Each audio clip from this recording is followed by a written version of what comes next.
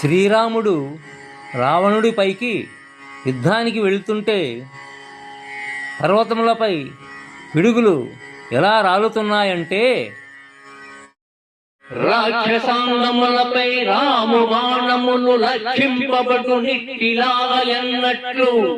రాక్షసాంగములపై రాము బాణములు లక్షింపబడు నిట్టిలాగా ఎన్నట్లు.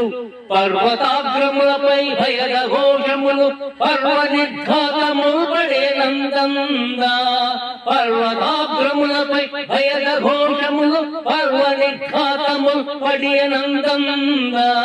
రాక్షసాంగములపై రాము బాణములు లక్షింపబడు నిట్టిలాగా ఎన్నట్లు. పర్వతాగ్రములపై భయద ఘోషములు పర్వ నిర్ఘాతములు పడే నందందా.